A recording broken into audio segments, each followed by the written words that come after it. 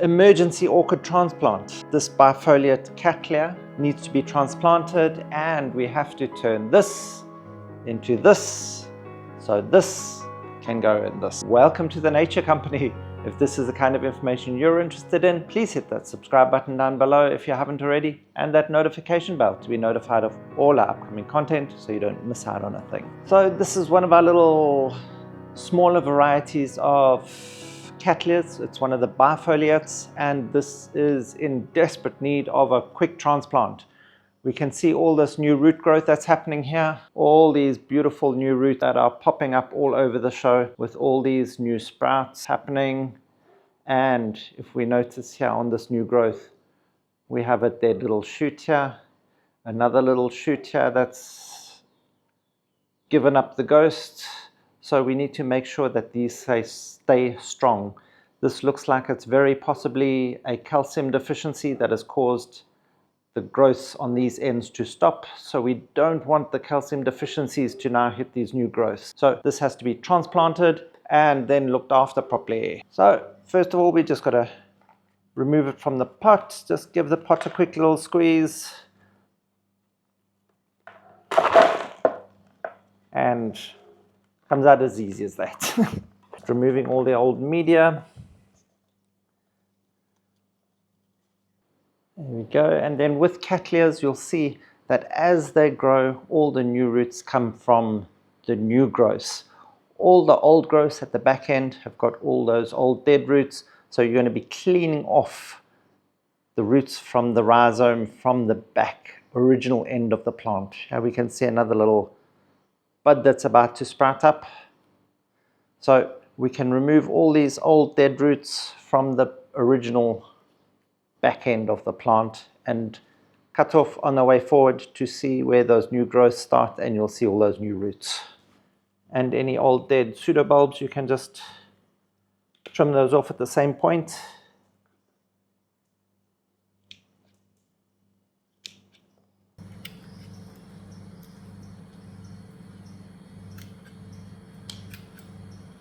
So there we go, we've cleaned off all those back dead roots and left all the new and shiny roots still attached to the plant. And now it's purely a matter of potting this up. So, and now to turn one of these pots into an air pot. It's relatively easy to do, and one of the reasons that we are doing it is because this pot is particularly deep. And we all know that Cattleyas like a nice open media with lots of air movements. We have to ensure that we can get air into the bottom of this pot. Even though it does have holes at the bottom, the size of the pot with the depth is not going to allow for the air to get into the center. So we need to make these holes. And it's as easy as taking a copper pipe. This is a 15mm copper pipe and some long nose pliers that we can just push that into all the way to give us a nice strong handle, so we're not touching the copper that is going to burn us. And then we heat this. We just use our gas stove. Then it's simply as pushing down on the pot, pushing the heated copper tube through it. And you land up with something like that. And now the media we're going to be using for our Cattleya is going to be a nice, well aerated media. We're going to be using lacquer. We're going to be using charcoal.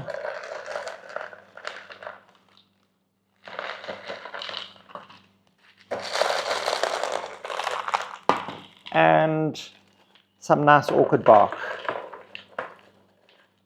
I'm going to be using one part of each of these so that they're going to be equal parts. Here, our orchid bark is a little bit big, in my opinion, for the size plant I'm going to be planting. So I just want to cut the orchid bark down into a manageable size. So I'm basically looking for something like that. And just using my secateurs, I can just easily cut that bark into the size pieces that I need. And the pot I'm using is only going to allow for approximately 2 years growth on my plant. We can see how it's going to fit in there, and that's going to make sure that I repotted in time, that the media hasn't decomposed and is starting to acidify and cause problems for my plant. And it's also going to make sure that the plant hasn't completely wound itself in and around the pot, so I can remove it easily.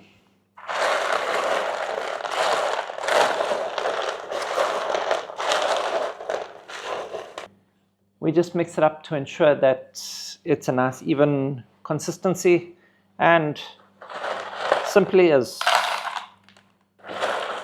filling up the pot.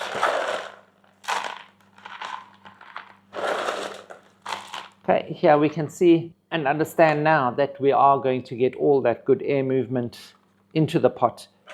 So all the media is irregularly shaped, which is going to allow for better air gaps and better air movement. So your drainage is going to happen faster, and you're going to get lots of that air through to the roots. So now we just want to set this in position. We're going to take the old end, the original starting points of the old part of the rhizome, and put that up against the edge of the pot so the plant has some room to grow forwards. And then just fill in our media again.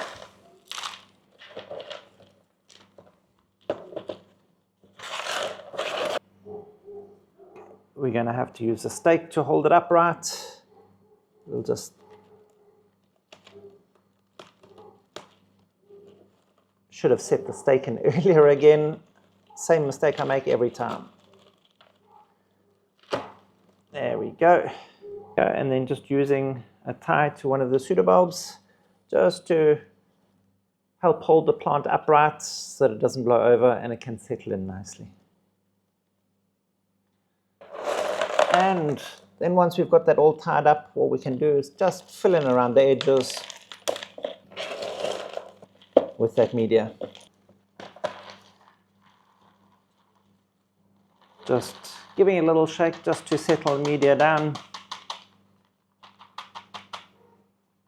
And there we go. There again, there's all those air gaps that we need. This being a Cattleya that likes to have that dryness after watering, it likes that water, and then to almost immediately to have fresh air and drying out of the roots. It doesn't like to stay damp all the time. Here you notice with the smaller bifoliate Cattleya, the media I've used is much smaller within regards to this large leaf monofoliate Cattleya, which has got all these large rocks in it as opposed to any moisture holding media. So for one, I've got a smaller pot, which is going to help retain that little bit of extra humidity and moisture for the plant without allowing it to stay wet all the time, as these bifoliate Cattleyas tend to enjoy just that smidgen more moisture than these monofoliates. The smaller size of plants, since those pseudobulbs are way smaller than what the larger ones, they have less moisture retaining capacity, so it will dehydrate faster. So it does need a little bit more moisture than what this specific Cattleya would need. So it's all a matter of balancing out what the specific plant itself needs so that it can stay healthy and grow well. And this Cattleya, we're going to give a good feeding with that CalMag solution to help rectify the deficiencies that we noticed from those 2 growth points that had started to show signs of calcium deficiency. We'll put a link to the video discussing calcium deficiencies in the description box below, so you can check that out if you're worried. And we'd like to send a big shout out to Darini Raguananathan for becoming the newest member of our channel. Thank you so much, we really appreciate it. And if I've said your name wrong, please shout at me in the comments down below. If you are as passionate about growing orchids as they are, Ed posts up a lot of bonus content in that Buy Me a Coffee link down below. Please consider becoming a member, All the funds go towards the growing of our orchids, and this helps us bring more content to you. And thank you for watching.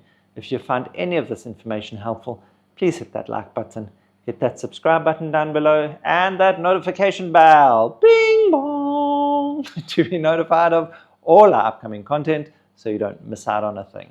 Help us grow as we help your orchids grow.